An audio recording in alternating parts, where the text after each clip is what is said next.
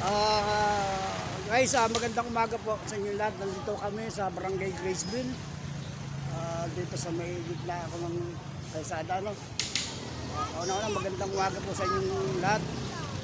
Ang oras po natin ay alas 7 eh. 45. Yung pala, quarter to 8 na.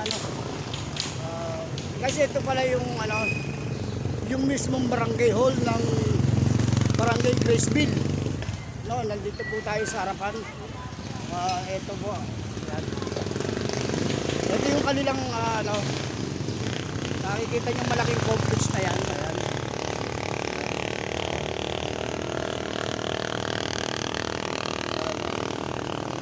Kasama ko po yung dalawang apo ko. Ito. Ayan po.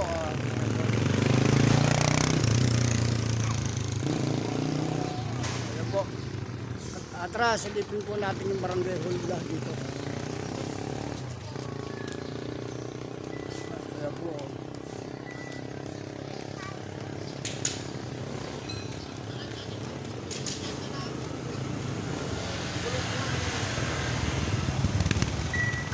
Ayan po yung kanilang barangay hall, guys. Dito sa Barangay Graceville. Ayan po. Kanilang paliado papasokan na.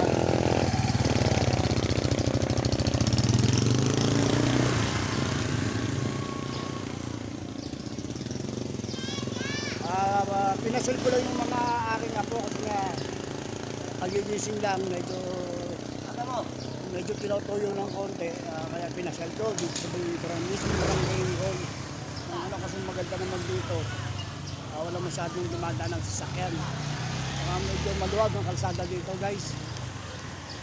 Ay, nakikita nyo sa likuran ko, yan po yung mismong barangay hall ng Barangay Graceville dito.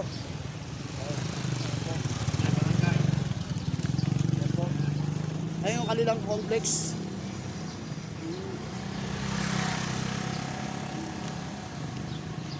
Pag yan, dito ka po, yan, dito ka nga pupunta.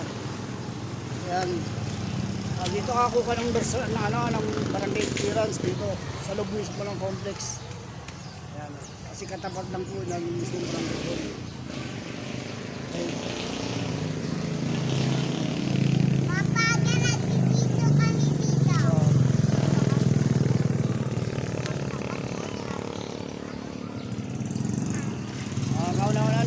Shoutout po dyan sa Barangay Tangare.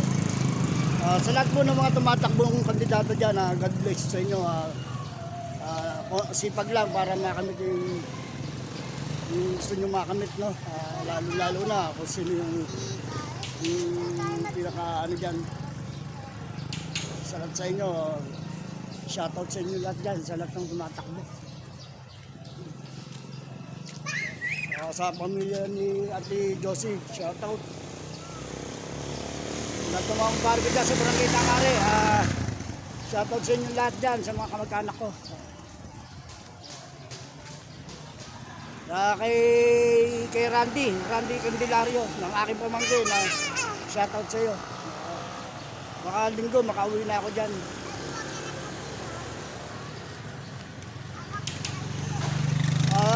Wala guys, hanggang dito lang yung aking video, no? Nauna maraming salamat sa Panginoon na binibigyan tayo ng magandang kalakasan, panahon. Kahit na mahirap, pero kakayanin natin dahil ang Panginoon naman ang magbigay niyan. Maraming salamat sa inyo lahat. Hanggang dito na po yung aking vlog. Maraming salamat.